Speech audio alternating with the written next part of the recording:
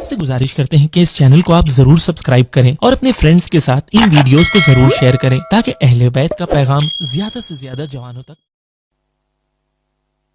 اعوذ باللہ السمیع العلیم من الشیطان اللعین الرجیم. بسم اللہ الرحمن الرحیم. الحمد للہ الذی لم يتخذ ولدا ولم يكن له شريك في الملك ولم يكن له ولي من الذل وكبره تكبيرا.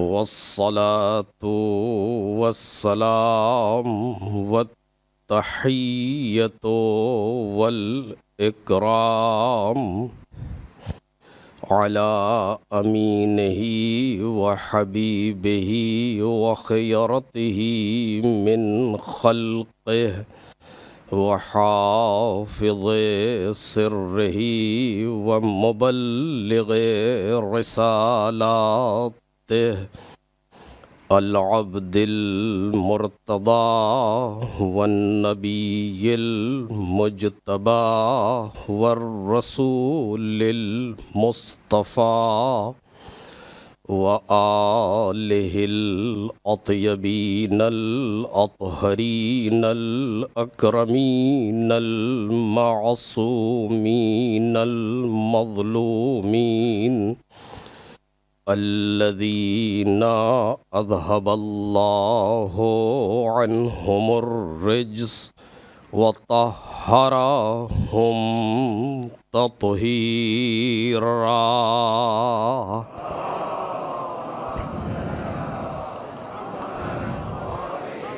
لا سيما ابن الزهراء بقية الله وآيته الكبرى واللعنة الأبدية على أعدائهم أجمعين.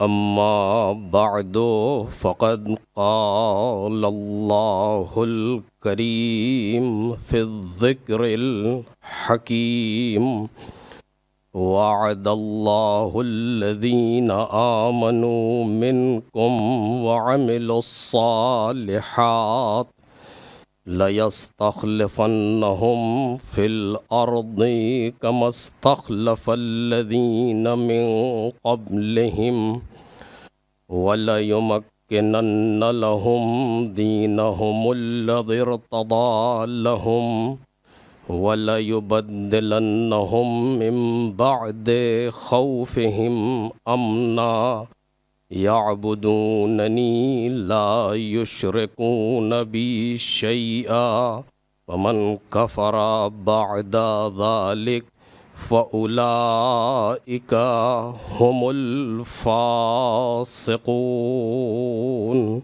صلی اللہ علیہ وسلم.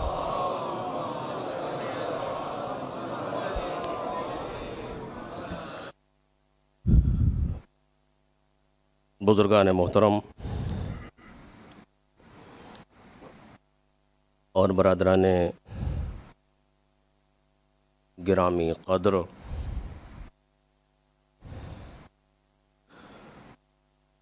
سورہ مبارک مومنون کی، سورہ مبارک نور کی اس مشہور و معروف آیہ کریمہ سے گفتگو کا آغاز ہو رہا ہے، جس میں خلاق کائنات کا یہ ارشاد ہے کہ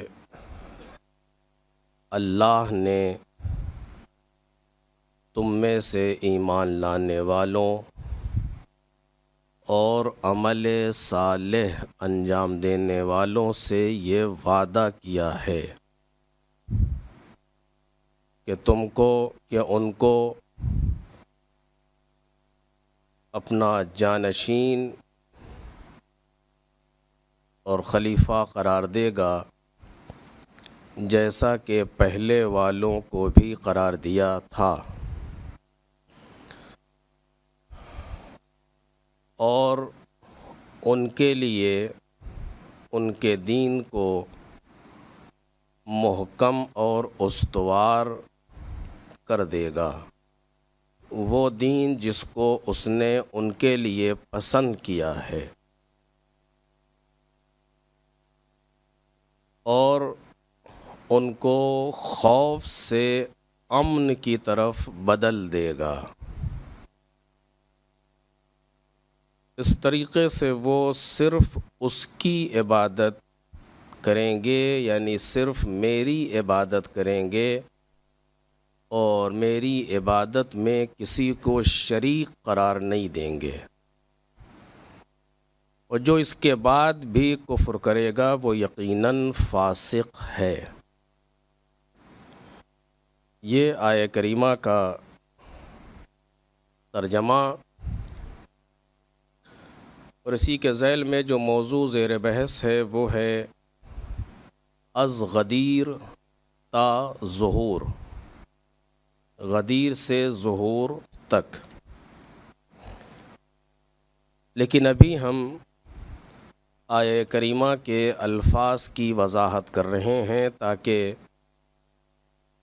بہتر طریقے سے محسوس کر سکیں کہ پروردگار عالم کیا پیغام دے رہا ہے۔ کل کی گفتگو اس لفظ پر ہو رہی تھی کہ وعد اللہ الذین آمنوا منکم، تم میں سے جو لوگ ایمان لائے ہیں۔ عرض کیا گیا کہ آیہ کریمہ مدنی ہے، یعنی پیغمبر یہ گفتگو لوگوں سے مدینے میں کر رہے ہیں، اور ان سے یہ کہہ رہے ہیں کہ تم میں سے جو لوگ ایمان لائے ہیں۔ خود یہ لفظ بتا رہا ہے کہ تم سب ایمان نہیں لائے ہو، تم میں سے کچھ لوگ ہیں جو ایمان لائے ہیں۔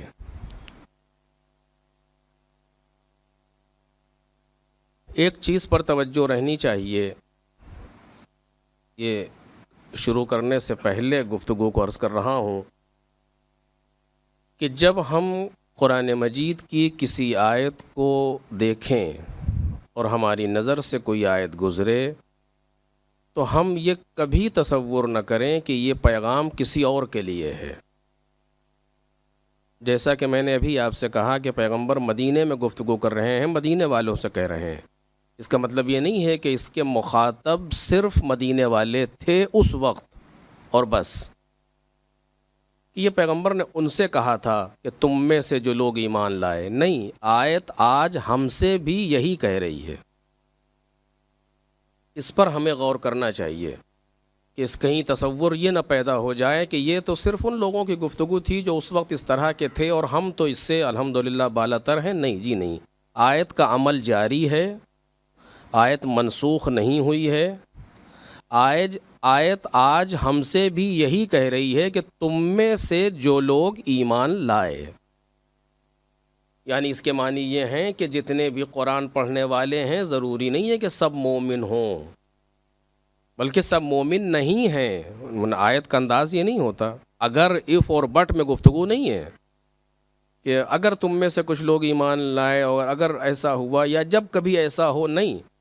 وعد اللہ الذین آمنوا منکم، بالکل واضح اور صاف کہ تم میں سے جو لوگ ایمان لائے، الذین آمنوا منکم، تم میں سے جو لوگ ایمان لائے. اس کا مطلب یہ ہے کہ جب تک قرآن مجید باقی ہے یہ آیت اسی طریقے سے کہہ رہی ہے، اور ہماری ہدایت اور ہماری ترقی اور ہمارے کمال کے لیے یہ ضروری ہے کہ ہم تمام ان چیزوں کو جو پیغام قرآن مجید میں یا ائمہ طاہرین کی احادیث میں یا ائمہ طاہرین کی دعاؤں میں موجود ہیں، ہم کو یہ محسوس کرنا چاہیے کہ اس کے مخاطب اول ہم خود ہیں.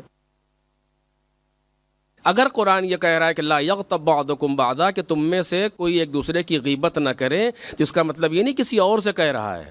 نہیں، سب سے پہلے ہم یہ سوچیں کہ یہ ہم سے کہہ رہا ہے. لا تجسسوا، ایک دوسرے کے بارے میں جستجو نہ کرو. کون کیا کر رہا ہے، کون کیسا ہے، کون کیا کھا رہا ہے، کیا پی رہا ہے، کہاں جاب کرتا ہے، کیا سیلری ہے، کچھ تم سے کیا مطلب. تم اپنا کام کرو، جستجو نہیں کرو دوسرے کے بارے میں. تو یہ قرآن کسی اور سے نہیں کہہ رہا، یہ ہم سے کہہ رہا ہے. یعنی ہمیں مخاطب اول جتنی چیزیں امر و نہی کی قرآن مجید میں پائی جا رہی ہیں، مخاطب اول اس میں ہمیں خود اپنے آپ کو سمجھنا چاہیے. یہ ایک مسئلہ کہ آج بھی قرآن مجید یہی کہہ رہا ہے کہ تم میں سے جو لوگ ایمان لائے. یعنی میں اگر آپ سے کہہ رہا ہوں، قرآن کی آیت پڑھ رہا ہوں، تو اس کا مطلب یہ کہ ہم اپنے آپ کو دیکھیں. جب ہم قرآن مجید پڑھ رہے ہیں تو قرآن مجید ہم سے کہہ رہا ہے تم میں سے جو لوگ ایمان لائے. مطلب تم حوض علمیہ میں رہنے والے جو لوگ ایمان لائے، تم ممبر پر جانے والے میں سے جو لوگ ایمان لائے، تم لوگ مجلس میں آنے والوں میں سے جو لوگ ایمان لائے. دیکھ رہے ہیں آپ گفتگو کتنی سخت ہو جائے گی جب اس منزل پر آئیں گے تو، کیونکہ قرآن مجید ہے، یہاں تکلف کی گفتگو ہوتی ہی نہیں ہے. بالکل 2 اور 4 والی بات ہے. ابھی میں انشاءاللہ اگر مصائب کی منزل پہ پہنچوں گا تو عرض کروں گا کہ کتنا سخت ہے مرحلہ کربلا کا.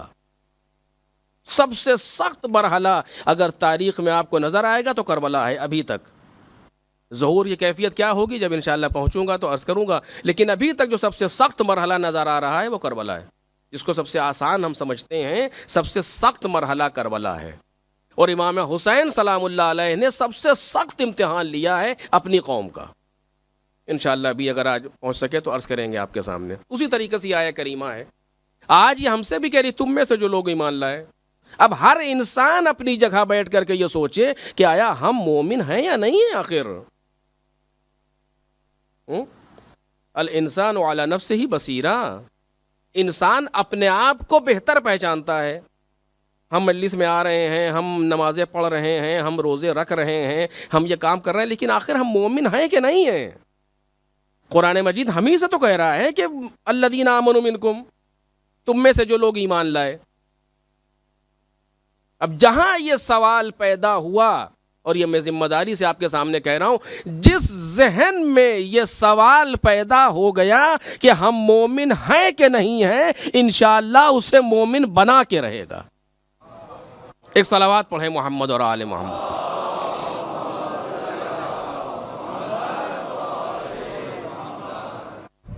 چونکہ سب سے خطرناک چیز ہے انسان کی غفلت. سب سے خطرناک چیز ہے انسان کی غفلت.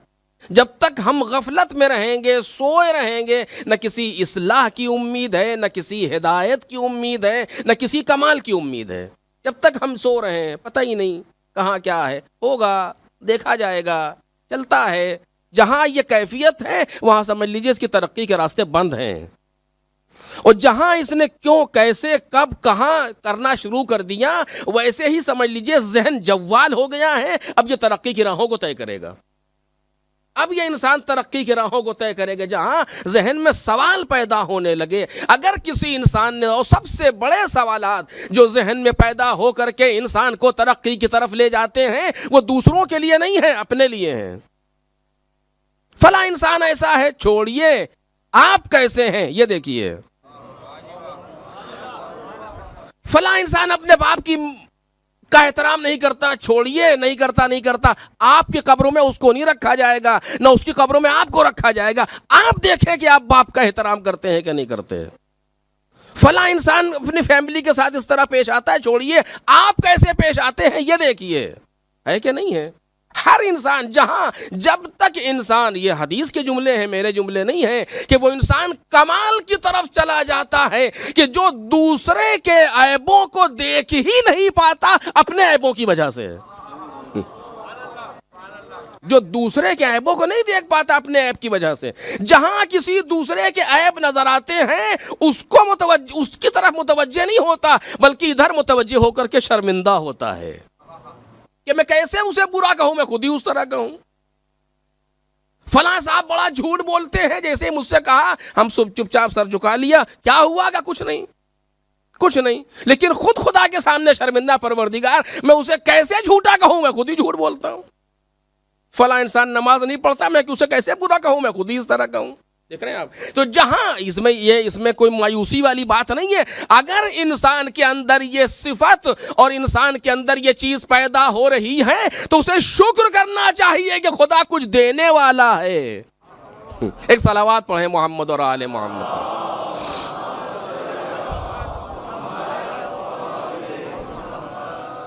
خدا اس سے محبت کر رہا ہے، کچھ دینے والا ہے، اور بلکہ کچھ دے دیا، چونکہ جب تک ادھر سے توفیق نہ ہو اس کو اپنے آپ میں جستجو کی صلاحیت ہی نہیں پیدا ہوتی۔ اب سورہ آراف کی غالباً آیت آپ اٹھا کر دیکھیں، یا آراف ہی غالباً، کہ لقد ذرعنا، ہم نے بھر دیا ہے جہنم کو جنوں انس سے۔ کون لوگ ہیں یہ؟ لہم قلوب لا یفقہون بہا، جن کے دل ہیں مگر سوچتے نہیں ہیں۔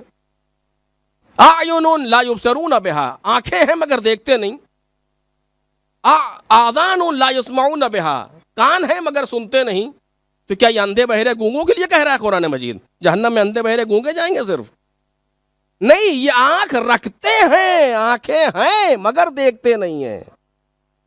جس کی آنکھیں نہیں ہیں وہ نہیں دیکھتا، اس کی بات نہیں کر رہے ہیں۔ ان کے آنکھیں ہیں مگر نہیں دیکھتے۔ عجیب ہے۔ اولئک کالانعام بل ہم اضل، یہ جانوروں جیسے ہیں بلکہ اس سے بھی پست ہیں۔ اور یہیں تک نہیں رکھا قرآن مجید نے، ایک لفظ اور کہی جو میری شاہد مثال ہے، اولئک ہم الغافلون، یہ وہ لوگ ہیں جو غافل ہیں، جو غفلت میں پڑے ہوئے ہیں۔ آپ نے دیکھا کہ جہاں غفلت پیدا ہو جاتی ہے وہاں انسان کو کسی کمال کی طرف جانے نہیں دیتی۔ پڑا ہوا انسان سوچ رہا ہے اپنا، یوں ہی سوچ تو رہا ہی نہیں، اسی طرح چل رہی ہے زندگی، بس صبح ہوتی ہے، شام ہوتی ہے، عمر یوں ہی تمام ہوتی ہے، اسی طرح گزر رہی ہے۔ اگر یہ کیفیت خدا نہ کردہ میں ہوں یا آپ، فرق نہیں پڑتا، اگر یہ کیفیت کہیں پیدا ہو جائے تو اس انسان کی کمال کی راہیں بند ہو چکی ہیں۔ اس کو اپنے بارے میں سوچنا چاہیے۔ لہذا جب بھی قرآن مجید کی کوئی آیت ہمارے سامنے آئے یا کسی معصوم کی کوئی دعا ہمارے سامنے آئے، دعائے کمیل ہے، آپ پڑھ رہے الہی ظلمت نفسی، مولا کائنات فرما رہے الہی ظلمت نفسی، انہیں چھوڑیے وہ کیا کہہ رہے ہیں، آپ دیکھیے آپ نے ظلم کیا ہے نفس پہ کہ نہیں۔ ادھر دیکھنا چاہیے، ادھر دیکھنا چاہیے، اس طرف آنا چاہیے۔ پروردگار ایسا، پروردگار ویسا، وہ سب اس لیے وہ جو کہہ رہے ہیں اس کے اپنے معانی ہیں، کبھی ہوگا تو عرض کروں گا، لیکن وہ صرف آئینہ دکھا رہے ہیں ہمیں کہ ان آئینوں میں تم اپنی صورت دیکھو، ہمارے بارے میں بعد میں فکر کرنا، اپنی صورت دیکھو کہ تم کس منزل پر قرار پا رہے ہو۔ بس میرے عزیزو، تو اس لیے میں نے اس کو عرض کیا کہ الذین آمنوا منکم وعد اللہ الذین آمنوا منکم، تم میں سے جو لوگ ایمان لائے۔ اس کے معنی قرآن کس سے کہہ رہا ہے؟ ہم سے اور آپ سے، یعنی ہم میں سے جتنے ہم یہاں بیٹھے ہوئے ہیں، ان میں سے جو لوگ ایمان لائے۔ کیا کوئی غیر مومن بیٹھا ہے؟ کہ مجھے نہیں معلوم، قرآن تو یہی کہہ رہا ہے، قرآن مجید یہی کہہ رہا ہے کہ تم میں سے جو لوگ ایمان لائے۔ تو کیا الذین آمنوا منکم، مدینے میں یہ آیت پڑھی جا رہی ہے، مخاطب سارے مسلمان ہیں، لیکن وعدہ پروردگار عالم مومنین سے کر رہا ہے۔ کل بھی میں نے عرض کیا کہ اگر تقسیم کیا جائے، دو حصوں پر تقسیم ہوگی، سارے دنیا کے لوگ دو حصوں پر تقسیم ہوں گے، ایک مسلمان ایک غیر مسلمان، عقلی تقسیم ہے۔ مسلمانوں میں بھی دو طرح سے لوگ ہوں گے، ایک مومن ایک غیر مومن۔ یہاں تک بات کل پہنچی تھی، مومن اور غیر مومن۔ مومن یعنی جس کے روح میں ایمان پہنچ چکا ہے، بس توجہ کیجئے گا، جس کے روح تک ایمان پہنچ چکا ہے، کیونکہ میں نے کل عرض کیا کہ ایمان کا تعلق روح سے ہے، اسلام کا تعلق جسم سے ہے۔ ایمان کا تعلق صرف جسم سے نہیں ہے، جسم سے آگے بڑھ کر کے روح سے ہے۔ اسی لیے مومن کو پہچاننا آسان ہو جاتا ہے نسبتاً، مسلمان کا پہچاننا مشکل رہتا ہے، لیکن مومن کا پہچاننا نسبتاً آسان ہو جاتا ہے۔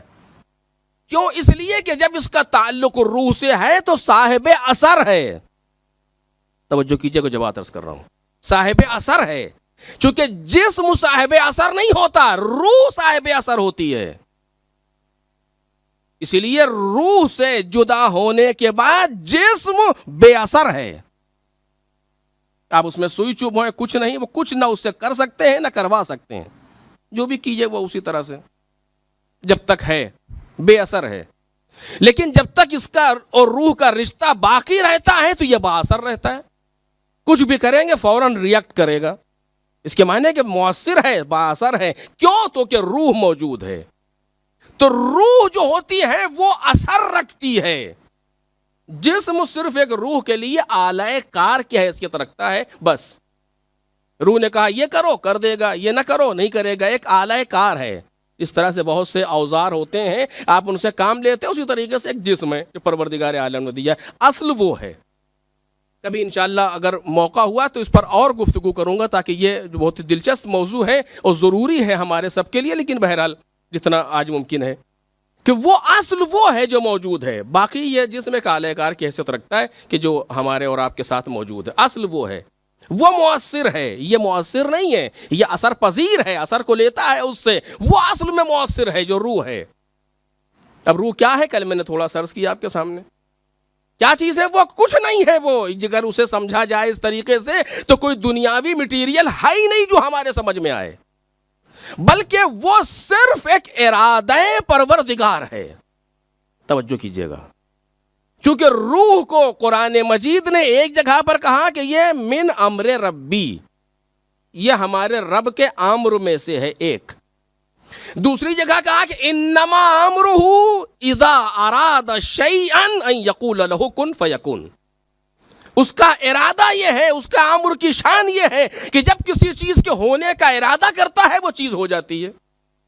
لفظ کن بھی ہمیں سمجھانے کے لیے وہ کہتا بہتا نہیں ہے، اس نے ارادہ کیا، شے وجود میں آئی، بالکل ایسے ہی ہے۔ اور آپ دیکھ لیں، اس کی مثال کہیں دور جانے کی ضرورت نہیں ہے۔ اگر میں آپ سے کہوں کہ آپ اس امام بارگاہ کو باہر سے اس کی جو دیواریں ہیں اس کو فرض کریں، اپنے ذہن میں تصویر بنائیں، کتنی دیر لگے گی؟ یا کل جو مجلس ہوئی تھی، آج آپ اس کے بارے میں ذرا یہاں بیٹھ کے سوچئے، آپ کو کتنا ٹائم لگے گا اس کی تصویر بنانے میں؟ کہ کچھ نہیں، ادھر ہم نے چاہا ادھر بنی۔ چونکہ جب کوئی چیز مٹیریل سے بن رہی ہو تو ٹائم لگتا ہے، جب کسی چیز میں مادہ کام کر رہا ہو تو ٹائم لگتا ہے، لیکن جہاں نور کام کر رہا ہو وہاں ٹائم نہیں لگتا۔ توجہ کریں، جیسے ہی ہم نے ارادہ کیا وہ تصویر ذہن میں بن گئی۔ آپ جس وطن جس جگہ کے رہنے والے اپنے گاؤں کے گھر کو اپنے ذہن میں لائیے، کتنی دیر لگے گی لانے میں؟ کہ دیر بیر کیا مطلب، ادھر ہم نے سوچا اور ارادہ کرنے کے لیے کہنا نہیں پڑتا، بس ایک توجہ۔ اب کیا کروں، توجہ بھی لفظ بہت زیادہ ہے، اس کے لیے کچھ لفظیں نہیں ہیں۔ ادھر ہم نے ارادہ کیا، ادھر شے وجود میں آئی۔ کہاں وجود میں آتی ہے؟ ذہن میں، چونکہ ہم اس سے زیادہ پر قدرت نہیں رکھتے۔ کاش میری بات واضح رہے کہ ہم اس سے زیادہ پر قدرت نہیں رکھتے۔ کیوں نہیں رکھتے؟ ہم کو قدرت خدا نے دی ہے، لیکن ہم نے اسے ابھی تک استعمال نہیں کیا۔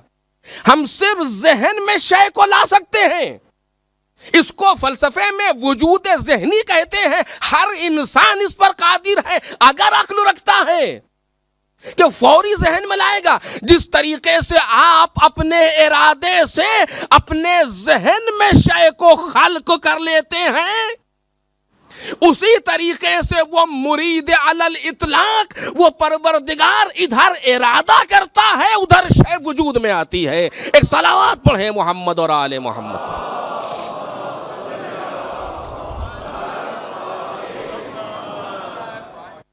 ادھر وہ ارادہ کرتا ہے، ادھر شے وجود میں آتی ہے۔ اس کو ٹائم نہیں لگتا کسی چیز میں کہ یوں، اسی لیے اس نے کہا کہ پوری کائنات ایک لمحے میں خلق کر دی اس نے۔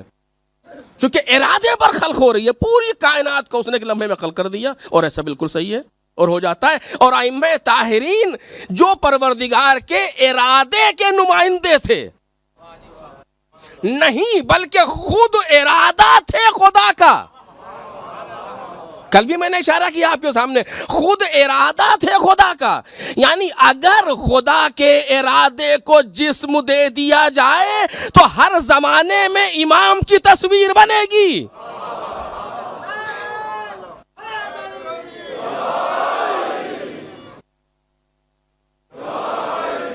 اگر خدا کے ارادے کو جسم کی صورت میں دیکھنا ہو کسی کو تو ہر زمانے کے امام کی تصویر دیکھنا پڑے گی اسے۔ جو جس زمانے میں امام ہے وہ پروردگار کے ارادے کی جیتی جاگتی چلتی پھرتی تصویر ہے۔ یہ یوں ہی نہیں کہہ رہا، اسے خطابت نہیں سمجھیے گا، احادیث اس کے پیچھے ہیں۔ نحن ارادۃ اللہ، ہم ہیں اللہ کے ارادے، ہم ہیں اللہ کے ارادے۔ امام صادق، ہم ہیں اللہ کے ارادے علیہ الصلوۃ والسلام۔ یعنی جو ارادہ تم سمجھتے ہو خدا کا وہ ہم ہیں ارادے۔ اگر ہم ارادہ کر لیں جس چیز کو چاہے وہ ہو کے رہے گی۔ عجیب ہے، اس منزل پر آنے کے بعد بھی ائمہ طاہرین اس طریقے سے دنیا میں رہے، بہت تعجب ہے کہ جو اتنا با اختیار ہو۔ بھئی آپ کیا کہتے ہیں صاحب العصر کے لیے؟ عجل اللہ تعالی فرجہ شریف کے بِیُمْنِهِ رُزِقَ الْوَرَىٰ وَبِوُجُودِهِ ثَبَتَتِ الْأَرْضُ وَالسَّمَاءُ، کہ ان کی برکت سے ساری مخلوقات کو رزق مل رہا ہے، امام کی برکت سے جو آج امام موجود ہیں، اور ان کے وجود کی وجہ سے زمین و آسمان قائم ہیں۔ وجود ہی ثبتت الارض والسماء، ان کے وجود کی برکت سے، ان کے وجود کی وجہ سے زمین و آسمان قائم ہے۔ یعنی کیا مطلب؟ چونکہ زمین و آسمان کا قیام اللہ کے ارادے سے ہے اور یہ خود اللہ کا ارادہ ہے۔ ایک صلوات پڑھیں محمد اور آل محمد۔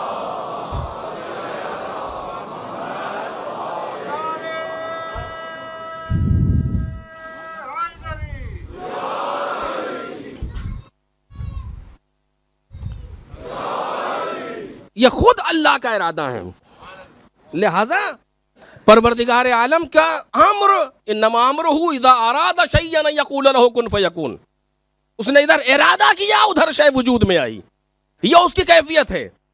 اس نے ہمارے جسم کو اس دنیا کے مادے سے بنایا،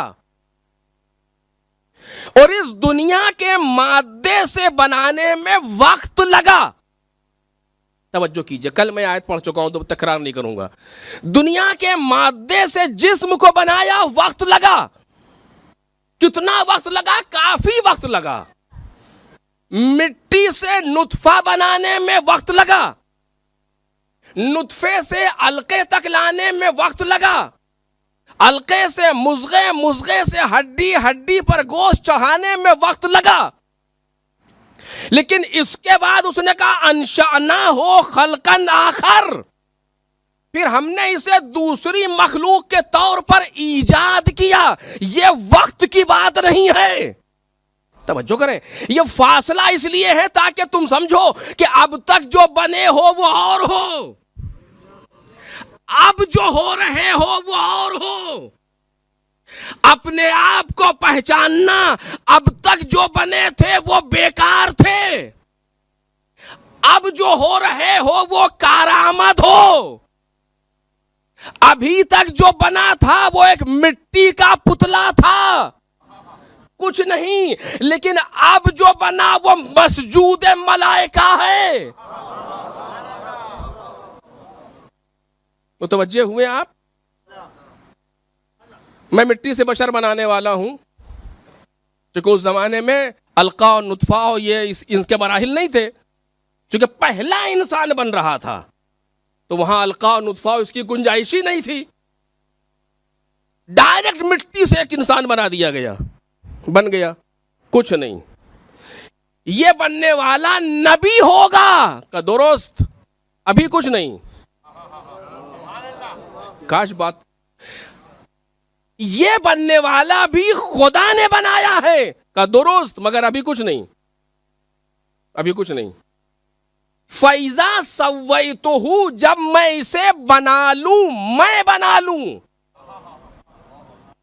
دیکھیے یہ میں شاید میں نے یاد نہیں پہلے کہا کہ نہیں کہا، قرآن میں دو چیزیں استعمال ہوئی ہیں، ایک متکلم واحدہ اور ایک متکلم مع الغیر، ایک سنگولر ایک پلورل. ایک مرتبہ آپ کہتے ہیں میں، ایک بار آپ کہتے ہیں ہم میں اور باقی لوگ شامل ہوتے ہیں. میں صرف میری ذات ہوتی ہے. مثلا بعض اوقات جیسے ہمارے یہاں ہندوستان میں لفظ میں کا استعمال کم کرتے ہیں، ہم کا استعمال زیادہ کرتے ہیں، کیونکہ میں ان کو تکبر سا نظر آتا ہے، میں بار بار آنا کہنے میں، لہذا ہم کا استعمال کرتے ہیں. وہ ایک الگ بات ہے اردو کی، لیکن گرامر کے اعتبار سے میں یعنی اکیلا میں، ہم یعنی کئی لوگ. قرآن مجید نے بھی اللہ کے لیے دونوں لفظ استعمال کیے، کہیں میں کہیں ہم. لیکن کئی جگہ سوال ہی مجھ سے کیا گیا تھا، کہیں میں کہیں ہم، کیا فرق ہے اس میں؟ مثلا انا نحن نزلنا الذکر، ہم ہیں ہم جس نے اس ذکر کو نازل کیا. انا انزلناہ فی لیلۃ القدر، ہم نے اسے شب قدر میں نازل کیا. میں نہیں، ہم نے. ہم سے مراد کیا ہے؟ علماء نے تفسیر کی کہ جب پروردگار عالم ہم کہتا ہے تو مراد ہوتا ہے انا و جنودی، میں اور میرا لشکر.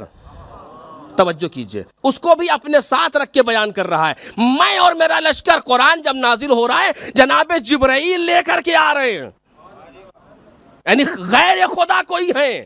جبرائیل بھی کہیں سے لا رہے ہیں، براہ راست خدا سے لے نہیں سکتے.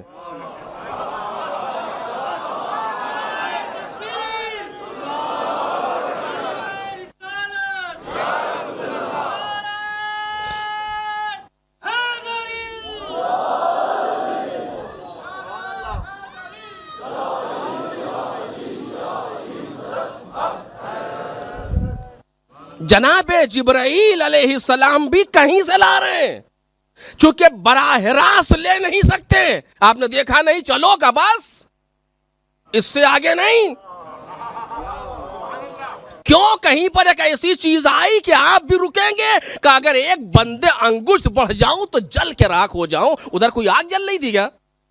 جناب جبرائیل لو دنوت انملۃ لا ترکتو، اگر ایک بندے انگشت بڑھ جاؤں تو جل کے راکھ ہو جاؤں، جل جاؤں. تو وہاں کوئی آگ جل رہی ہے جہاں ملک جل جائے گا مثلا، نعوذ باللہ. پھر کیا تھا؟ یعنی ملک اپنی حد پہچانتا تھا،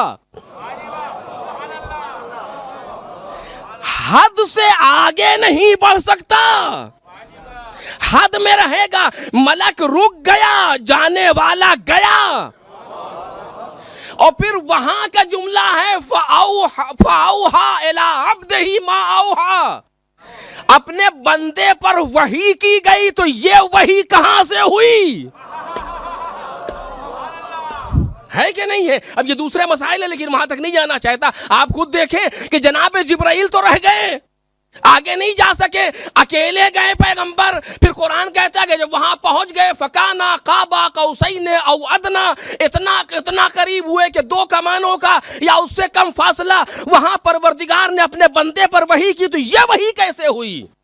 بھئی ساری وحی تو جبرائیل لاتے تھے، یہ کون؟ ایک صلوات پڑھیں محمد اور آل محمد.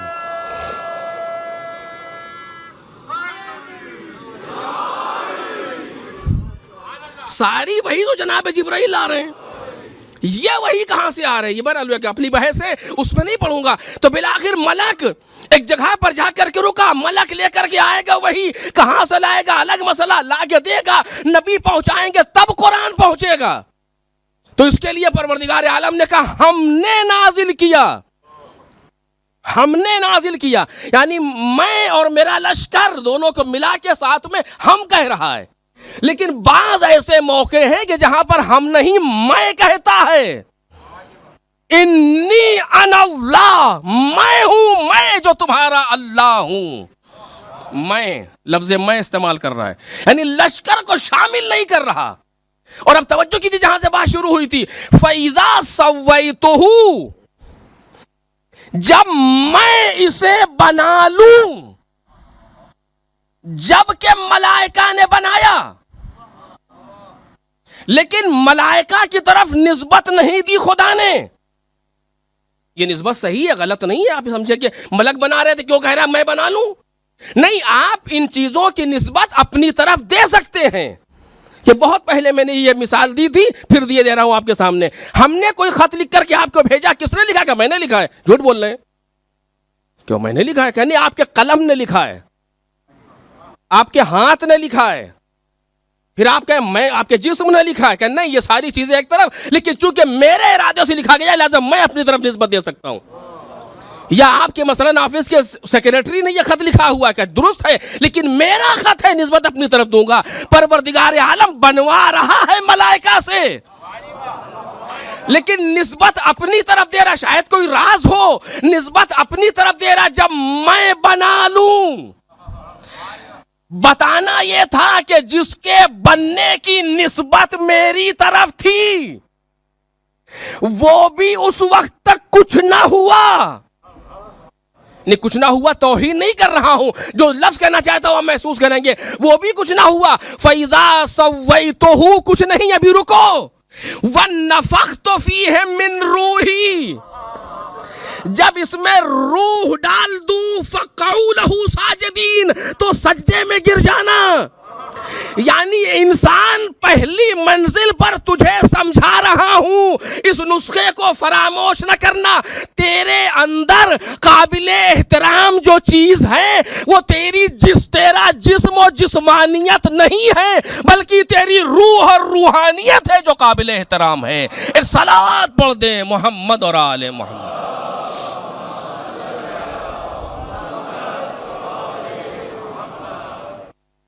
تیرا جسم اور تیری جسمانیت نہیں ہے جو قابل احترام ہے. نہ جناب آدم کے اس پیکر کو میں نے اپنی طرف نسبت دی تھی کہ میں بنا لوں، لیکن سجدے میں نہیں گرایا ملائکہ کو، تاکہ کوئی یہ نہ سمجھ لے کہ سجدہ جسم کو ہو رہا ہے جناب آدم کے. نہیں، جب روح آئی تو قابل سجدہ ہے. اور روح کے لیے کسی سے نہیں کہا کہیں سے لے آؤ. جسم کے لیے تو مٹی گئی زمین سے، لیکن روح کے لیے نہیں. وہ ایک اچھوتا اختیار تھا من جانب اللہ. توجہ کریں. اسی طریقے سے نطفہ اور علقہ اور مضغہ اور ہڈی یہ سب ماں باپ سے مل کے کچھ ہوا، لیکن جب روح کی منزل آئی تو نہ ماں کو خبر ہے، نہ باپ کو خبر ہے، نہ کسی ڈاکٹر کو خبر ہے، نہ کسی کو اطلاع، کچھ نہیں.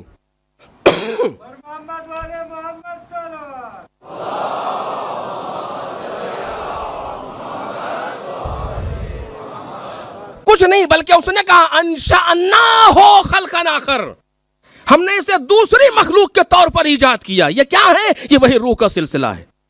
اور جب توجہ کیجئے، بس جب یہاں تک پہنچا، کل میں نے آپ سے کہا تھا، شاید آپ کو یاد ہو کہ دو لفظ حرف استعمال ہوئے، دو حرف اس میں، ایک سما اور ایک فے. فے یعنی فوراً، سما یعنی فاصلے کے ساتھ. خوب مٹی سے نطفے کے درمیان فاصلہ ہے سما، نطفے سے علقے کے درمیان فاصلہ ہے سما، علقہ مضغہ ہڈی تینوں ایک کے بعد ایک ہے فے. پھر اب اس کے بعد ہڈی کے بننے کے بعد پھر فاصلہ دیا سما، تاکہ تم اس کو بھی اسی لائن میں نہ سمجھ لینا. یہ جو انشأناہ خلقا آخر ہے اس کو بھی اسی طرح نہ سمجھ لینا، یہ الگ ہے اس سے.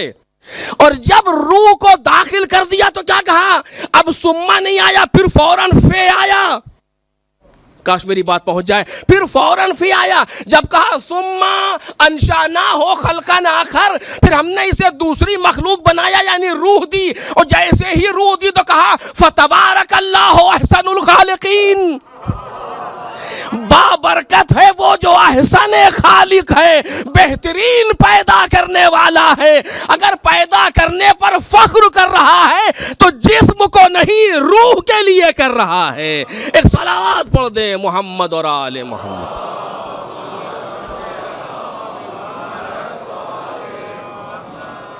فتبارک اللہ احسن الخالقین، فے کے ذریعے سے عطف کیا. فوراً کہا بابرکت ہے وہ جو بہترین پیدا کرنے والا ہے. یہ مرحلہ روح کا ہے. تو ایمان کا تعلق جسم سے نہیں ہے، صرف اس پر بات کر رہا ہوں، بلکہ ایمان کا تعلق روح سے ہے. روح صاحب اثر ہے، مؤثر ہوتی ہے، لہذا مومن کو پہچاننا آسان ہو جائے گا. کیوں؟ اس لیے کہ صاحب اثر ہے. اگر اثر ظاہر ہو رہا ہے تو وہ چیز ہے جو صاحب اثر ہے. زندہ ہے کہ مردہ ہے کیسے پہچانیں گے؟ کا اثر سے. ایسے لگاؤ یہاں پر، آ رہی ہے کہ نہیں آ رہی؟ اگر سانس آ رہی ہے تو زندہ ہے، اثر باقی ہے. اگر نہیں آ رہی تو نہیں ہے. ایسا ہوتا ہے نہیں ہوتا؟ اثر سے پہچانتے ہیں. ایمان کا تعلق روح سے ہے، جو قلب کا لما یدخل الایمان فی قلوبکم، ابھی ایمان تمہارے دلوں میں داخل ہی نہیں ہوا. خوب، تو جب داخل ہوگا تو کیا ہوگا؟ روح میں کا اثر آئے گا. اثر کیا آئے گا؟ جو آثار قرآن نے بیان کیے، جو آثار احادیث میں بیان ہوئے.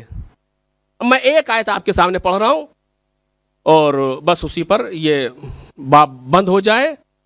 سورہ انفال کی ابتدائی آیتوں میں سے انما المؤمنون، یہاں سے شروع ہو رہی دوسری آیت غالباً. انما المؤمنون، انما یعنی بس یہ ہیں، ان کے علاوہ کوئی اور نہیں ہے. میں نے اس سے پہلے بھی کہا انما کا ترجمہ. انما المؤمنون، مومنین کون ہیں؟ قرآن بتا رہا ہے. ہم نے کہا نہیں، آثار وہی بتائے گا، ہم تو نہیں بتا سکتے. انما المؤمنون اذا ذکر اللہ وجلت قلوبہم، جب اللہ کا ذکر ہوتا ہے تو ان کے دل لرز جاتے ہیں. یہ کیا ہے؟ یہ اس ایمان کا اثر ہے. واضح؟ اذا ذکر اللہ وجلت قلوبہم، پہلی صفت قرآن نے دی. ابھی اگر یہی مجلس کا موضوع ہو تو بہت کچھ ہے بیان کرنے کے لیے، لیکن میں صرف اپنے کم سن بھائیوں کے لیے عرض کرنا چاہتا ہوں. اذا ذکر اللہ وجلت قلوبہم، جب اللہ کا ذکر ہوتا ہے. ذکر دو طرح سے ہوتا ہے، یا ذکر زبانی یا ذکر قلبی. ذکر زبانی یعنی کوئی کہہ رہا ہے ہم سن رہے ہیں. ذکر قلبی یعنی ہم یاد کر رہے ہیں. جب اللہ کا ذکر ہوتا ہے یا اللہ کی یاد آتی ہے تو ان کے دل لرز جاتے ہیں. اذا ذکر اللہ وجلت قلوبہم وَإِذَا تُلِيَتْ عَلَيْهِمْ آيَاتُهُ زَادَتْهُمْ ایمانا، اور جب اللہ کی آیتوں کی تلاوت ہوتی ہے تو ان کے ایمان میں زیادتی ہوتی ہے. وَعَلَىٰ رَبِّهِمْ يَتَوَكَّلُونَ، یہ اپنے پروردگار پر بھروسہ کرنے والے ہیں. الَّذِينَ يُقِيمُونَ الصَّلَاةَ، یہ وہ لوگ ہیں جو نمازوں کو قائم کرنے والے ہیں. وَمِمَّا رَزَقْنَاهُمْ يُنْفِقُونَ، اور جو ہم نے دیا ہے اس میں سے کچھ ہماری راہ میں خرچ کرنے والے ہیں. اولئک هم المؤمنون حقا، یہی وہ لوگ ہیں جو حقیقی مومن ہیں. ایک صلوات پڑھیں محمد اور آل محمد.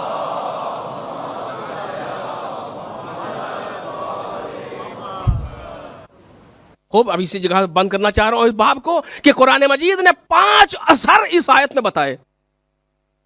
اب یہ بالکل سیلف سسٹم ہے کہ ہم بھی ادھر دیکھ لیں اور آپ بھی ادھر دیکھ لیں اپنی طرف کہ واقعاً ہم مومن ہیں کہ نہیں ہیں.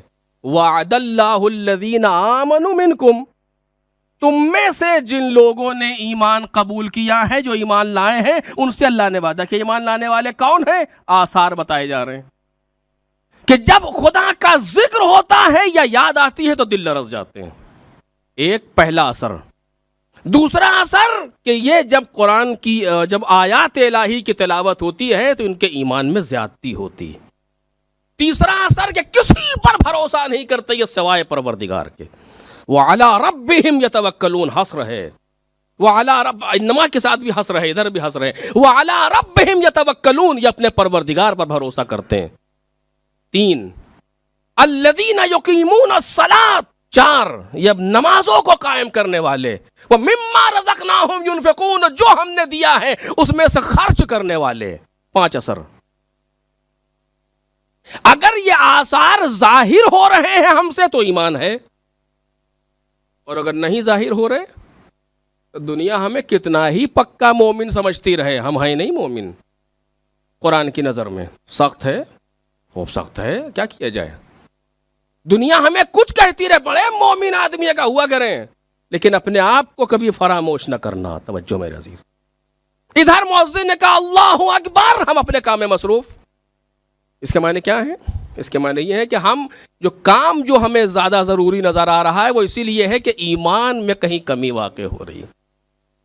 ایکسیپشنز موجود ہیں، اس کی بات نہیں کر رہا ہوں، استثناءات موجود ہیں، اس کی بات نہیں کر رہا ہوں، لیکن عام طور سے گفتگو کر رہا ہوں جنرل اس پر کہ جب بھی ہم اچھے خاصے بیٹھے ہوئے ہیں کوئی ایسا نہیں ہے، لیکن ابھی پڑھ لیں گے، ابھی تو غروب تک بہت وقت باقی ہے. دیکھ رہے ہیں آپ یہ کیا مشکل ہے؟ کہ یہ ایمان میں کمی کی علامت ہے. توجہ کریں، ورنہ جو ایمان کے پختہ مرحلے پر ہو وہاں کیفیت یہ ہے کہ امام نہیں، امام کی بات نہیں کر رہا ہوں، امام کے چاہنے والے ان کی کیفیت یہ ہے کہ میدان جنگ میں بھی ہے تو آتا ہے مولا کے پاس کہ یا اول وقت نماز ظہر ہے.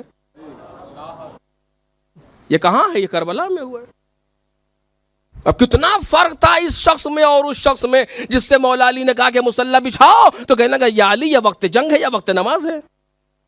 یہاں جنگ ہو رہی ہے، گھمسان کا رن ہے، اس کے بعد بھی آ کر کہتا ہے کہ مولا یا اول وقت نماز ہے، جی چاہتا ہے آخری نماز آپ کے پیچھے پڑھ لیں. کتنا فرق ہے ان لوگوں میں. یہ ہے کربلا. بالآخر تو الذین آمنوا منکم، تم میں سے جو لوگ ایمان لائے.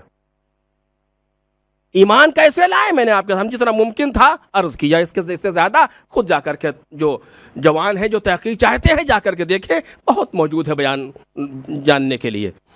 الذین آمنوا منکم، یہ ایک مرحلہ آیہ کریمہ کے الفاظ پر بحث کر رہا تھا. وعملوا الصالحات، یہ کیا چیز ہے؟ توجہ کیجئے. میں نے کل بھی کہا آج بھی کہا، ساری دنیا تقسیم ہوگی دو حصوں پر، مسلمان اور غیر مسلمان. مسلمان تقسیم ہوں گے دو حصوں پر، مومن اور غیر مومن. مومن کون؟ جس میں آثار پائے جائیں.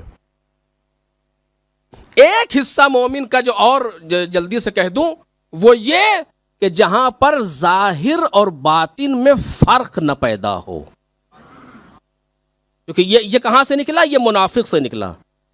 مومن کے مقابلے میں منافق آتا ہے. منافق کون ہوتا ہے؟ جس کا ظاہر و باطن الگ الگ ہو، اندر کچھ ہے دل میں منہ پہ کچھ ہے. کیونکہ اسلام اس کا صرف زبان پر ہوتا ہے، دل میں نہیں ہوتا. تو دل میں کچھ اور رکھتا ہے، منہ پہ کچھ اور رکھتا ہے. یہ قرآن مجید کہہ رہا ہے، سورہ منافقون اٹھا کر کے دیکھیے، وقت نہیں. لیکن مومن وہ ہے جس کا دل اور زبان ایک ہے، جو سوچ رہا ہے وہی کہہ رہا ہے. فلاں صاحب کتنے اچھے آدمی، ارے آپ کا کیا کہنا، آپ سے بہتر تو ہمیں کوئی آج تک ملے ہی نہیں، ادھر گھومے کا بڑا باولا انسان ہے، احمق ہے، ابھی تک تو اتنا بڑا مومن تھا، تیل دے ایسے کیسے ہو گیا؟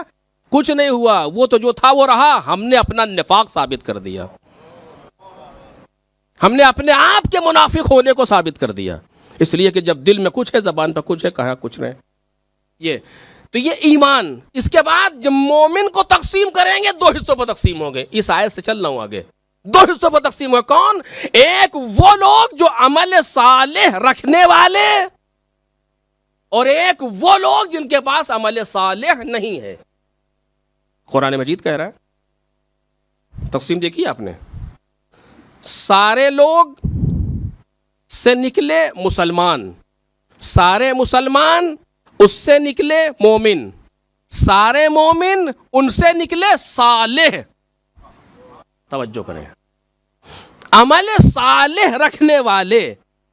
وعد اللہ الذین آمنوا منکم وعملوا الصالحات، تم میں سے جو لوگ ایمان لائے اور عمل صالح انجام دیتے ہیں ان سے خدا کا وعدہ ہے. یہ عمل صالح کیا؟ اس کو سن لیں بس، اور بات اپنی آخری مراحل پر. یہ عمل صالح کیا چیز ہے؟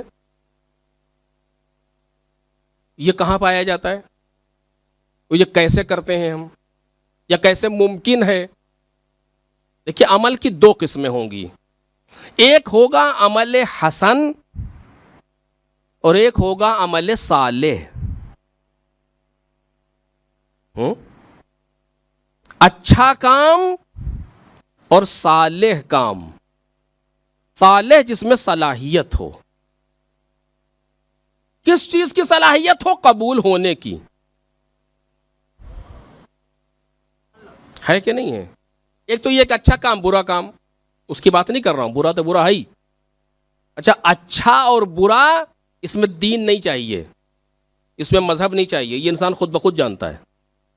یہ پروردگار عالم نے اتنا دے کر کے بھیجا ہے کہ اچھا برا سمجھ لے.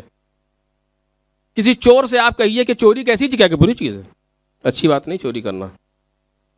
کسی سے پوچھیے آپ کہ جھوٹ بولنا کیا ہے، اچھا ہے یا سچ بولنا، کہ سچ بولنا اچھا ہے، چاہے خود کتنا ہی بڑا جھوٹا ہو. لیکن فطری طور سے چونکہ فطرت الہی ہے، فطری طور سے یہ محسوس کرتا ہے کہ یہ اچھائی ہے یہ برائی ہے، مگر یہ کہ اپنے فطرت کو خراب کر چکا ہو، اس سے بحث نہیں کر رہا ہوں. لیکن بعض اوقات انسان حد درجہ برا ہونے کے بعد بھی کچھ چیزوں کو محسوس کرتا ہے. آپ دیکھیں اس سے برا انسان کون ہوگا جب مولا کائنات کے سر پہ ضربت مار دے. علی جیسا انسان، یعنی واقعی حیرت ہے، علی جیسا انسان، اور ان کے سر پر ضربت مار دی، اس سے برا کون ہوگا؟ اور اس کے بعد بھی جب مولا نے پوچھا کیا میں تیرا برا امام تھا، تو کہتا ہے یا علی، قرآن مجید کی آیت پڑھ رہا ہے جواب میں، فتنقذ من فی النار، کہ جو جہنم میں ہے کیا آپ اسے نجات دیں گے؟ یعنی اتنا برا کام کرنے کے بعد بھی یہ محسوس کر رہا ہے کہ یہ کام برا ہے. ابھی تو کہہ رہا ہے کہ جو جہنم میں ہے، یعنی انسان گرنے کے باوجود بھی جانتا ہے، نفس نہیں کرنے دیتا وہ الگ موضوع ہے، لیکن گرنے کے بعد بھی جانتا ہے کہ اچھائی کیا برائی کیا ہے. اس سے بحث نہیں کر رہا ہوں. اچھا اور برا ہر انسان سمجھتا ہے، اچھا اور صالح اس پر بحث کر رہا ہوں، کیونکہ برا کام تو صالح ہو ہی نہیں سکتا. کہ ہم یہ سمجھیں کسی برائی سے ہم قریب ہو جائیں گے خدا سے، یہ ناممکن ہے. جو بھی برا کام ہے اس سے ہم خدا سے قریب ہو ہی نہیں سکتے. یہ دنیا بہکا رہی ہے بعض لوگوں کو کہ برے کام سے بھی خدا سے نزدیک ہوا جا سکتا ہے. اس برے کام کو اچھا بنا کر کے پیش کرتے ہیں. خدا کے نزدیک کسی برے کام سے ہوا ہی نہیں جا سکتا، اور جب برے کام سے خدا کے نزدیک نہیں ہوا جا سکتا تو لازمہ یہ ہے کہ کسی برے کام سے اہل بیت کے نزدیک بھی نہیں ہوا جا سکتا. ایک صلوات پڑھے نا محمد اور آل محمد.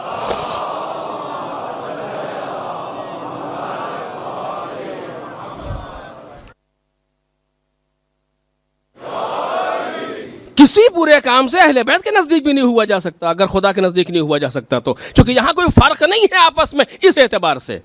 اسی لیے قرآن مجید نے کہا کہ رجس ان سے دور ہے. تو رجس لے کر کے ہم اہل بیت سے نزدیک ہو جائیں ناممکن.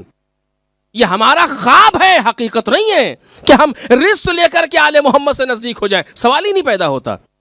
بلکہ ہم اگر نزدیک ہوں گے آل محمد سے تو اچھے ہی کام سے نزدیک ہوں گے. ولو یہ اچھا کام، جملے بغور کیجئے گا، ولو یہ اچھا کام اپنی غلطیوں پر شرمندگی ہی کیوں نہ ہو. غلط کر رہا تھا لیکن چونکہ غلطی پر شرمندہ ہو گیا، یہ شرمندگی اچھا کام ہے، اس کے ذریعے سے نزدیک ہو جائے گا. ایک صلوات پڑھے محمد اور آل محمد.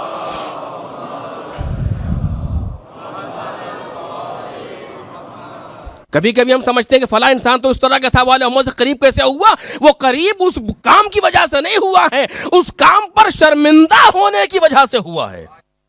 اور چونکہ آل محمد پہچانتے ہیں کون کہاں سے ہدایت پائے گا، اسی نقطے پر غور کرتے ہیں، اسی نقطے پر متوجہ کرتے ہیں اس انسان کو. وہ اس غلط کام پر شرمندگی کی وجہ سے قریب ہو رہا ہے. بہرحال تو خدا سے کسی غلط کام سے تو قریب ہوا ہی نہیں جا سکتا، اچھے کام سے. اس اچھے کام کو صالح کیسے بنائیں، یہ بس یہ بحث ہے میری آج. ایمان کے بعد جو عامل الصالحات ہے، یہ اچھے کام کو صالح کیسے بنائیں.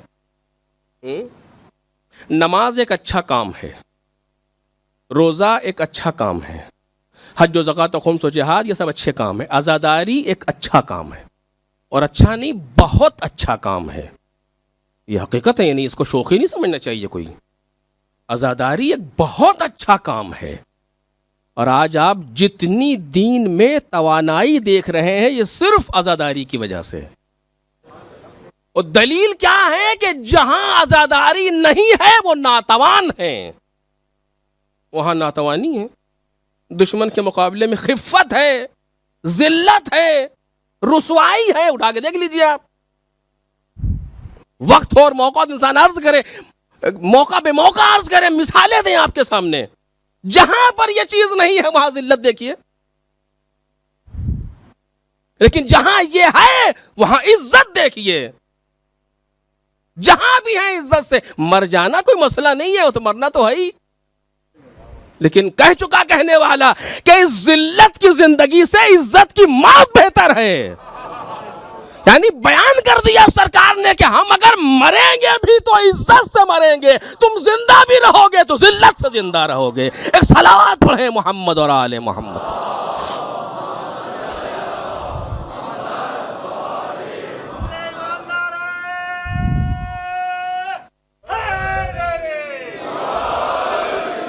عزت, عزت کی زندگی, عزت کی زندگی. کیوں؟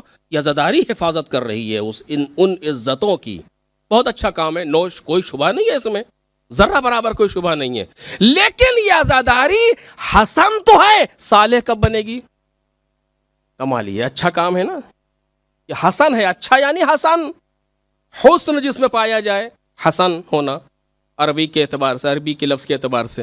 یہ حسن صالح کب بنے گا؟ یہ کام خطابت کرنا, منبر پر بیٹھنا اچھا کام ہے, لیکن یہ صالح کب بنے گا؟ نوحہ پڑھنا ایک اچھا کام ہے, زیارت پڑھانا ایک اچھا کام ہے, فرش بچھانا ایک اچھا کام ہے, سارے یہ اچھے اچھے کام ہیں, لیکن یہ اچھے کام صالح کب بنیں گے؟ توجہ کیجئے. نہیں معلوم میرے بچوں نے اس طرف سے غور کیا ہے کہ نہیں. میں نے ہمیشہ آپ کے سامنے کہا ہے کہ ہم سن و کم سن بھائی میرے تقریر کے مخاطب ہوتے ہیں. بزرگوں سے تو کبھی بات کرتا ہی نہیں, وہ تو ان کے ذرا نوازی کے بیٹھے ہوتے ہیں. لہٰذا یہ اچھا کام, جو اچھے کام ہے, یہ صالح کب بنیں گے؟ صالح یعنی ان کے اندر صلاحیت پیدا ہو جائے. کس چیز کی صلاحیت؟ کہ خدا انہیں قبول کرے. توجہ کیجئے. کیا ہر نماز پڑھنے والے کی نماز قبول ہے؟ سوال ہی نہیں ہوتا, سوال ہی نہیں ہوتا. کیا ہر نماز پڑھنے والے کی نماز قبول ہو؟ ممکن ہی نہیں ہے. ہونا ایسے ہی چاہیے لیکن نہیں ہوتا. اور یہی سوال ہر جگہ ہے کہ ہر عزاداری کرنے والے عزاداری قبول ہے؟ ہر امام حسین کے ساتھ چلنے والوں کو امام حسین نے قبول نہیں کیا. مانیں گے آپ؟ ہر ساتھ چلنے والے جتنے چلے تھے امام حسین نے قبول نہیں کیا سب کو. یہ آپ سناٹا, یہ کیسی بات کر رہے ہیں؟ اب اٹھا کر کے دیکھیے کہ مکے سے کتنے لوگ چلے امام حسین کے ساتھ؟ یہی 72 چلے تھے؟ نہیں, بہت سے لوگ چلے ہیں امام حسین کے ساتھ. یہ سمجھ رہے تھے وہی جنگ جو رسول اللہ کے ساتھ ہوتی تھی کہ کچھ کہیں کچھ لڑیں گے, کچھ بھیڑیں گے, ہم پیچھے رہیں گے, مال تو ملے گا ہی غنیمت کا. سوچ کے امام حسین کے ساتھ بھی نکل پڑے. جب جناب مسلم کی شہادت اور اپنے دوسرے سفرا قیس بن مسحر کی شہادت, دوسرے لوگوں کی شہادت جب امام حسین نے سن لی تو خطبہ دیا. کب؟ اس کے بعد صرف وہی میرے ساتھ آئے جو تلواروں کے وار برداشت کر سکتا ہو, جو نیزوں کے زخم سہ سکتا ہو. بس. کیوں کہہ رہے ہیں؟ چونکہ ہر آنے والا قبول نہیں ہے. دیکھ رہے ہیں آپ آج کے لوگ کیا کرتے ہیں کہ اچھے اچھی چیزوں سے ان کو روکے رکھتے کسی طریقے سے کہ کچھ لوگ ہمارے ساتھ رہیں, دشمن کم سے دیکھ کے ڈر جائے کہ اتنے بہت سے لوگ ہیں. امام حسین اس کام کے لیے نہیں نکل رہے ہیں. امام حسین ایک فیصلہ کن جہاد چاہتے ہیں جو قیامت تک کے لیے اسلام کو بچا لے, اور اس کے لیے صلاحیت چاہیے, کیٹیگری چاہیے لوگوں کی. چھانٹتے سب چھٹنا شروع ہو گئے, ایک ایک کر کے, کوئی ادھر سے گیا, کوئی ادھر سے گیا, کوئی کہیں سے گیا. کئی 100 لوگ امام کے ساتھ تھے, غائب ہونا شروع ہوئے. کربلا پہنچتے پہنچتے وہ 72 یا جتنے بھی تعداد میں, جو تعداد سے بحث نہیں ہے, جو پہنچے وہاں پر, کہ جب جناب مسلم کی شہادت کی خبر, تو آگے معلوم ہے, ابھی انشاءاللہ عرض کروں گا. تو ہر آنے والا قبول نہیں ہے. تو جس طریقے سے ہر آنے والے کو امام حسین نے قبول نہیں کیا, تو ہر عزاداری کیسے قبول کر لیں گے؟ ہونا تو یہی چاہیے کہ قبول ہو, لیکن کیسے قبول ہوگی؟ توجہ کیجئے.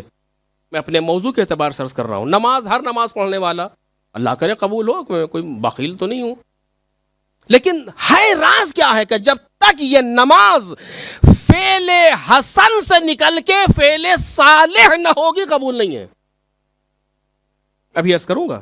جب تک یہ روزہ فعل حسن یعنی اچھا کام سے نکل کر کے فعل صالح, فعل یعنی کام, صالح یعنی صلاحیت والا نہ بن جائے, قبول نہیں ہے.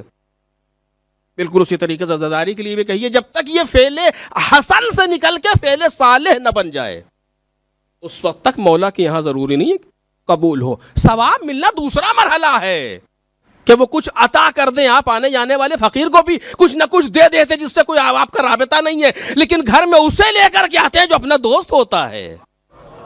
ثواب کا مل جانا ایک دوسرا مرحلہ ہے, قبولیت اور کمال کا ملنا وہ دوسرا مرحلہ ہے. میں اس پر گفتگو کر رہا ہوں. کیسے ہوگا, بس میں اس سے زیادہ آج وقت میں گنجائش نہیں ہے, کیسے ہوگا کہ یہ فعل صالح بن جائے. توجہ کیجئے, آخری بات ہے, صلوات پڑھیں محمد اور آل محمد.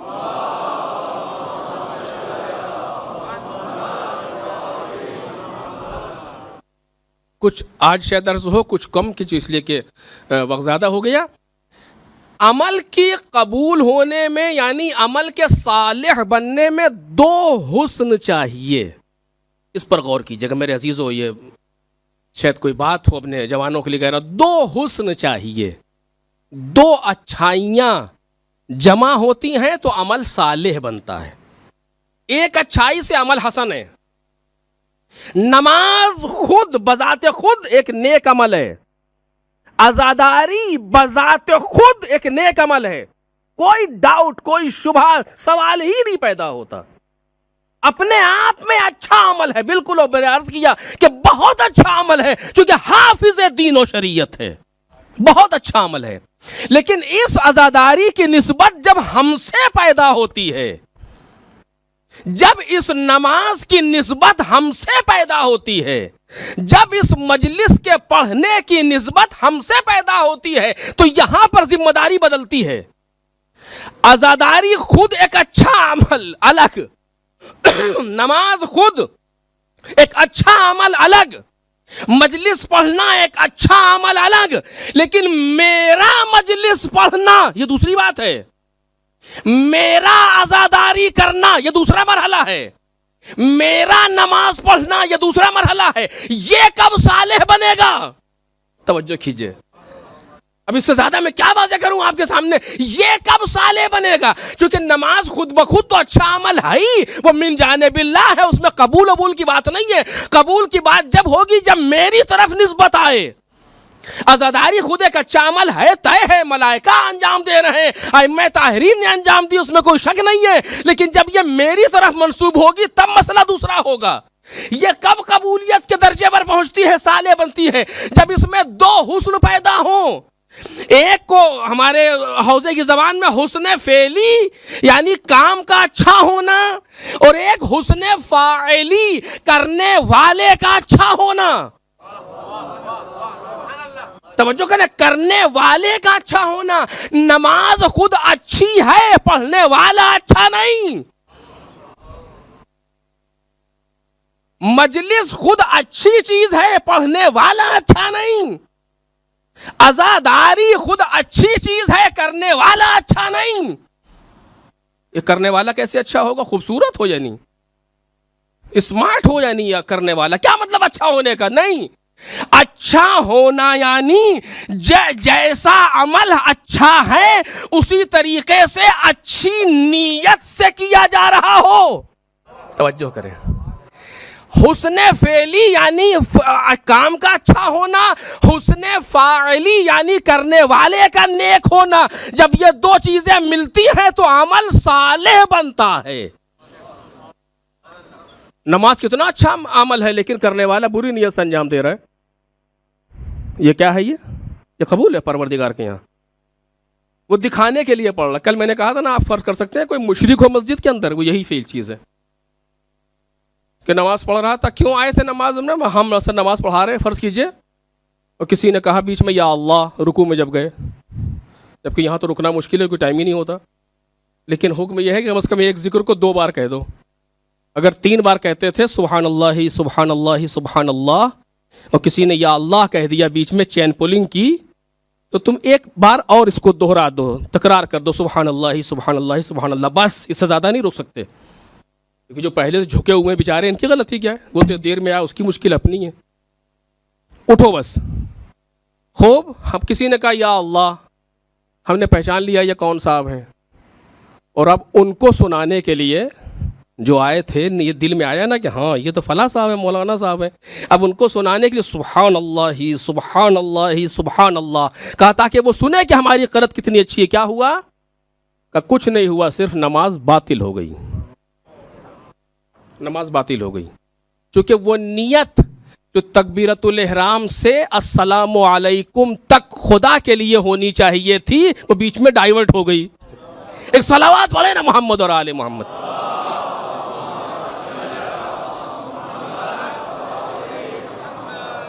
وہ نیت جو خدا کے لیے ہونی چاہیے تھی وہ ڈائیورٹ ہوئی کسی اور کی طرف، بس جیسے ہی اس کا ڈائیورٹ ہونا اور باطل ہونا ایک ہے، جیسے ہی آپ نے نیت کو کسی اور کی طرف موڑا نماز گئی۔ جیسے کہ قبلے کی طرف کھڑے تھے ایسے کر دیجئے، کیا ہوا کہ نماز باطل ہو گئی؟ باطل ہو گئی، کچھ نہیں، صرف باطل ہو گئی۔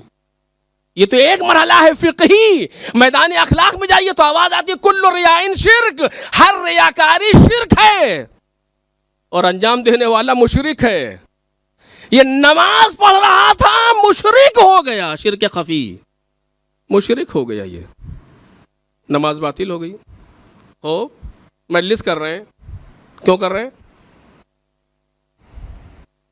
یہ سوال اصلی ہے، کیوں کر رہے ہیں؟ اور آپ دیکھیے یہاں پہ پوچھیے لوگوں سے۔ دیکھیے ایک تو ہے کہ انسان سیاسی جواب دے ہم کو سمجھانے کے لیے، وہ الگ موضوع ہے، لیکن وہ اور اس کا حسین، اب جو بیچ میں مسائل آتے ہیں وہ بڑے سنگین ہوتے ہیں۔ ہم مجلس کیوں پڑھ رہے ہیں؟ تو جو آپ مجھ سے پوچھیے گا 1000 دلیلیں دوں گا بالکل اچھی اچھی، لیکن میں جب ممبر پہ بیٹھا ہوں تو میں اور میرا مولا انہیں خوب پتا ہے کہ میں کیوں پڑھ رہا ہوں، کس لیے پڑھ رہا ہوں۔ ایک نوحہ خان نوحہ کیوں پڑھ رہا ہے آخر؟ ایک مرثیہ پڑھنے والا مرثیہ کیوں پڑھ رہا ہے آخر؟ یہ اصل یہاں پر ہے۔ مرثیہ پڑھنا اہم نہیں ہے، مجلس پڑھنا اہم نہیں ہے کہ اہم ہے، لیکن اس سے زیادہ اہم یہ کہ آپ پڑھ کیوں رہے ہیں بالآخر۔ کب باپ دادا کرتے چلے یار مجلس اس لیے کر رہے ہیں، ایک یہ نہیں کریں گے تو لوگ کیا کہیں گے، اس لیے کر رہے ہیں۔ اور بہت سی چیزیں ہیں جو ممبر کے ادب کے خلاف ہے، میں کہہ نہیں سکتا آپ کے سامنے، کہ جس لیے انسان بہت سے پروگرام کرتا ہے۔ بعض اوقات ہم اپنا اسٹیٹس مینٹین کرتے ہیں دینی چیزوں سے۔ آپ اٹھا کر کے دیکھیے، ذرا جائزہ لیجئے لوگوں کا، اپنا اسٹیٹس مینٹین کر رہا ہے دینی پروگرام سے۔ میں کیسے کہوں، توہین سے لگتی ہے مجھے ایسی۔ یہ کیا چیز ہے یہ؟ بعض لوگ اس سال میں ایک مجلس کرتا ہے، دروازے بیٹھا رہتا ہے، ہر ایک کو دیکھ رہا آنے والے کو، اور اگر کوئی ان کے جاننے والوں میں نہیں آیا سال بھر اس کی مصیبت۔ آپ نہیں آئے میری مجلس میں، حد ہو گئی۔ آپ کو کیا مطلب کون آیا کون نہیں آیا؟ آپ سے کیا لینا دینا کون آ رہا ہے کون نہیں آ رہا؟ آپ فرش بچھائیے، جس سے توفیق ہوگی آئے گا۔ آپ کون ہوتے ہیں پوچھنے والے کہ تم نہیں آئے، کہ تم آئے یا تم کیوں نہیں آئے؟ آپ سے کیا مطلب ہے آخر؟ آپ نے مجلس کی ہے یا مومن کے توہین کا ذریعہ بنایا ہے کوئی؟ ہمارے یہاں نہیں آئے تھے آپ، جھگڑا ہو گیا، لڑائی ہو گئی، ہم آپ کے یہاں نہیں آئیں گے، یہ کون سی مجلس ہے آخر؟ ہم آپ کیا نہیں آئیں گے، آپ ہمارے یہاں نہیں آئے تھے، کیوں نہیں آئے تھے؟ یا ہزار چیزیں اس میں۔ آپ نے کیوں کی تھی مجلس آخر؟ اسی لیے کی تھی کہ آپ روابط کو مینٹین کریں، یا کسی اور وجہ سے کی تھی مجلس آپ نے؟ ہاں اگر دیکھنا ہی تھا کہ آیا کہ نہیں آیا تو اس کو دیکھا ہوتا جس کے لیے فرش بچھایا تھا، جس کے لیے فرش بچھایا تھا یہ دیکھا ہوتا کہ وہ آیا کہ نہیں آیا۔ ایک صلوات پڑھے محمد اور آل محمد۔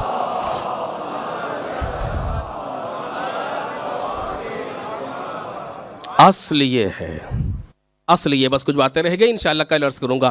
اصل یہ ہے کہ انسان اپنے آپ کو اس مرحلے پر لا کر کے سوچے، ہاں عزیزو محرم کا چاند نکل آیا۔ بہت سی چیزیں کہنا چاہ رہا تھا آج ہی لیکن رہ گئیں، کل انشاءاللہ۔ محرم کا چاند نکل آیا، یہ چاند اپنے اندر بہت سے پیغام لے کے آتا ہے، بہت سے پیغام۔ اسی لیے کسی چاند میں وہ کیفیت نہیں ہوتی جو اس چاند میں کیفیت ہوتی ہے۔ بعض اوقات تو محرم کے چاند کو پڑوسی اماموں کے گھروں کے رونے کی آوازوں سے پہچان لیتے تھے کہ چاند ہوا کہ نہیں ہوا۔ محرم کا چاند نکل آتا تھا تو کوئی امام رضا سلام اللہ علیہ کو مسکراتا ہوا نہیں دیکھتا تھا۔ ہماری جانیں قربان ہو جائیں آپ کے ان سیاہ لباس پر، جو حسین ابن علی کے لیے پہنے جا رہے ہیں۔ آ گیا وہ مہینہ کہ جو چاند اپنے اندر پیغام لے کر کے آیا ہے، کہیں سکینہ کے یتیم ہونے کا پیغام، کہیں زینب کے بے بھائی کے ہونے کا پیغام، کتنی ماؤں کی گودیاں اجڑنے کا پیغام، کتنے گھروں کے اجڑنے کا پیغام۔ عجیب ہے واقعاً یہ چاند۔ ہمیں یاد ہے بچپنے میں جب یہ چاند نکلتا تھا، لوگ دیکھ دیکھ کر کے چاند کو ایسے روتے تھے کہ جیسے کوئی مجلس میں رو۔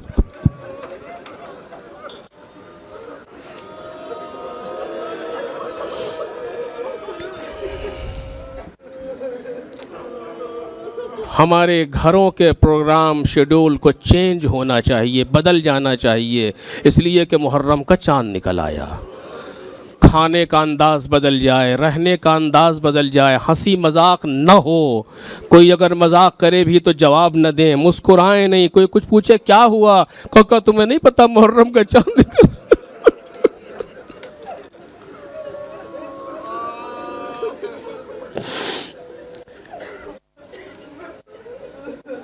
اگر کسی کے یہاں کوئی میت ہو جائے اور آپ اس کے گھر جائیں تو مسکراتے تو نہیں ہیں نا، اس کے سامنے کوئی مذاق تو نہیں کرتے اس لیے کہ وہ غمزدہ ہے۔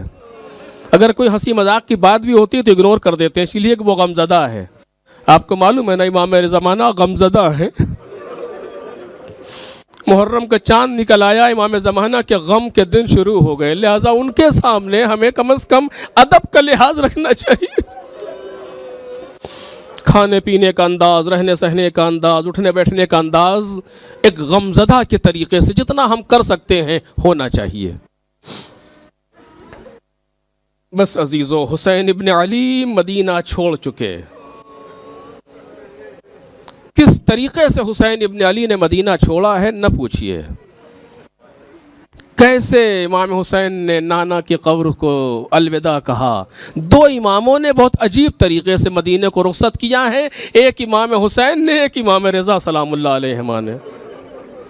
بہت عجیب طریقے سے مدینہ کو رخصت کیا، قبر سے لپٹ جاتے ہیں، لپٹ کے رونے لگتے ہیں، اے نانا اب یہ امت ہمیں رہنے نہیں دیتی، میرے حسین چلو چلو حسین، جو تم نے وعدہ کیا تھا اس کا وقت آ گیا، ان اللہ شاء یراک قتیلا، اے حسین وہ وقت آ گیا کہ جب خدا تمہیں قتیل دیکھنا چاہتا ہے۔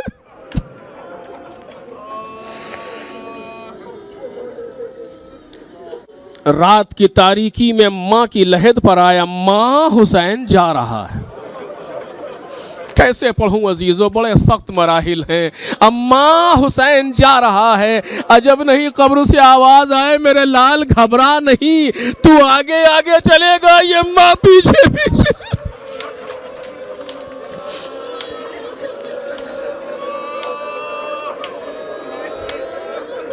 میرے بچے میں تجھے اکیلا نہیں چھوڑوں گی میرے لال، میں تیرے ساتھ ساتھ رہوں گی بیٹا۔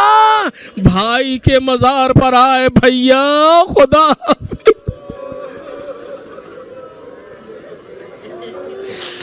اے بھیا آپ کے ہر مشکل میں، ہر جگہ پر ہم آپ کے ساتھ تھے، بھیا ہم جا رہے ہیں، ہمارے لیے دعا کرو۔ چھوڑ دیا مدینے کو، مدینہ خیر آباد کہہ دیا حسین نے۔ مدینے میں ہو کسا سناٹا چھا گیا چاروں طرف سے، کیوں؟ اس لیے کہ جانے مدینہ چلا گیا۔ آئے مکے آئے، بس 2 جملے، وقت تمام ہو رہا ہے، بس 2 جملے مجلس تمام ہو گئی۔ مکے آئے 4-3 شعبان کو حسین رات کے وقت مکے پہنچ گئے، مکے میں رہ رہے ہیں۔ مکے میں تقریباً 95 دن حسین ابن علی مکے میں رہے، اور مکے سے پیغامات جا رہے ہیں، لوگوں کو بیان کیا جا رہا ہے، بتایا جا رہا ہے کہ تخت خلافت پر کون بیٹھا ہے، کیا ہو رہا ہے، ساری چیزیں جاری ہیں امام حسین سلام اللہ علیہ کی۔ اور اس کے بعد امام حسین نے جب ذی الحج کا مہینہ شروع ہوا تو محسوس کر لیا کہ دھیرے دھیرے دشمن آنا شروع ہوئے ہیں، کہ اسی حج کی بھیڑ میں حسین کو کہیں قتل کر دیا جائے۔ یہ محسوس کر لیا امام حسین نے کہ دشمن حاجیوں کے لباس میں مکے پہنچ رہے ہیں، تاکہ اسی حج کی بھیڑ میں حسین کو قتل کر دیا جائے اور حرمت کعبہ پامال ہو جائے، میرے نام پر پامال کر دی جائے۔ امام حسین نے 8 ذی الحج کو مکہ چھوڑ دیا۔ بس آخری فقرہ کل اگر یاد رہا تو جملے کو اور عرض کروں گا تھوڑا سا آپ کے سامنے. امام حسین نے 7 ذی الحج کو رات میں ایک چھوٹا سا خطبہ دیا, لوگوں کے سامنے بیان کیا, اور اس خطبے کے آخری فقرے یہ تھے کہ سنو, من کانا باذلاً فینا محجتا, اس کی وضاحت چاہیے تھی لیکن وقت نہیں. من کانا باذلاً فینا محجتا وموطناً علی لقاء اللہ نفسہ, 2 چیزیں کل انشاءاللہ اگر ہوا تو عرض کروں گا. جو اپنا خون دل ہماری راہ میں بہا سکتا ہو اور جس نے خدا سے ملاقات کے لیے اپنے آپ کو تیار کر لیا ہو, یہ 2 قید امام حسین سلام اللہ علیہ نے لگائی ہیں. من کانا باذلاً فینا محجتا وموطناً علی لقاء اللہ نفسہ فلیرحل معنا, وہ ہمارے ساتھ چلے. فإنی راحل مصبحا انشاءاللہ, ہم کل صبح انشاءاللہ سفر کرنے والے ہیں. 8 ذی الحج کو سفر کیا, یہ 7 ذی الحج کا واقعہ ہے. کہہ دیا, لوگوں تک پیغام پہنچ گیا, سارے حاجی جمع ہو چکے ہیں 8 ذی الحج کو, اور حسین ابن علی مکہ چھوڑ رہے. آپ نے دعائے عرفہ پڑھی ہوگی, عرفے کی امام حسین کی, ذرا اس کو پڑھ کر کے اندازہ لگائیے کہ جو جبل الرحمہ پر کھڑا ہوا, اس طریقے سے ہاتھ پھیلا کر کے کھڑے ہو کر کے خدا سے ایسے گفتگو کر رہا ہو, وہ جب چھوڑ کے جا رہا ہے,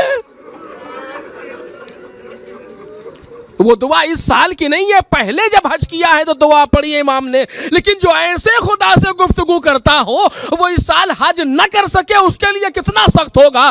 بیت اللہ کو چھوڑ کے حسین چلے گئے, ایک چھوٹا سا قافلہ امام حسین کے ساتھ حج کو عمرے سے تبدیل کر کے نکل گیا, حج بے روح ہو گیا, اس لیے کہ حسین جا رہے ہیں. بس جو جملے مجلس تمام ہو گئی. میرے عزیزوں, حسین ابن علی نے حج کو عمرے سے بدل دیا, حج چھوڑ کے چلے گئے. حج میں کیا ہوتا ہے؟ حج میں طواف ہوتا ہے, حج میں سعی ہوتی ہے, حج میں قربانی ہوتی ہے, حج میں تقصیر ہوتی ہے. جتنے ارکان حج کے تھے وہ سب حسین بجا لائے, لیکن مکے میں نہیں بلکہ کربلا میں سارے ارکان انجام دیتے رہے, لیکن مکے میں نہیں دیے. فدیناہ بذبح عظیم, ہم نے اسے ذبح عظیم میں بدل دیا. آ کر کے ساری چیزوں کو پیش کر رہے ہیں. حج میں حاجی طواف کرتا ہے, حسین ابن علی اہل عرب کے خیموں کا طواف.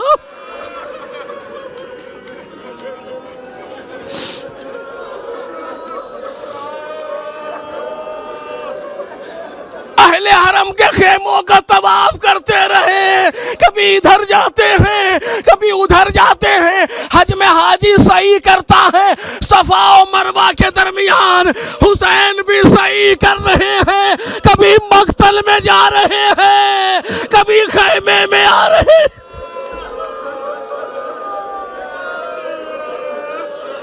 ارے نہ جانے کتنی مرتبہ حسین مقتل میں گئے, کبھی خیمے میں آئے, وہاں حاجی اکیلا آتا جاتا ہے, یہاں حسین جنازہ لے کر کے واپس آتے.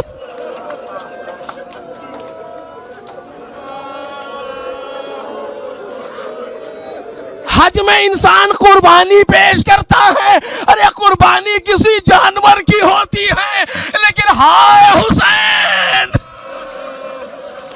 ارکان حج کیسے انجام دیے.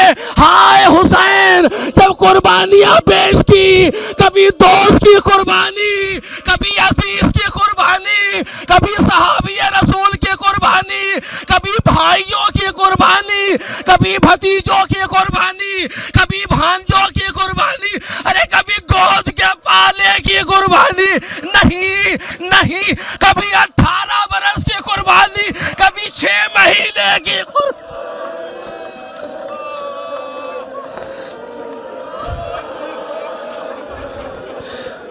آخری فقرہ کبھی 6 مہینے کی قربانی.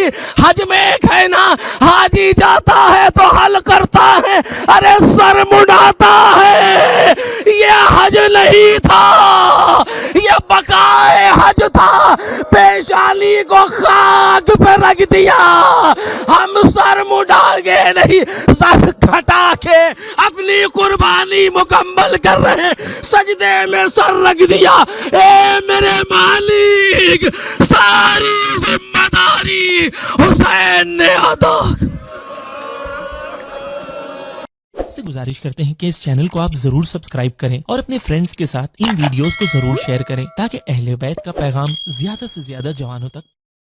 السلام علی الحسین وعلی علی ابن الحسین وعلی اولاد الحسین.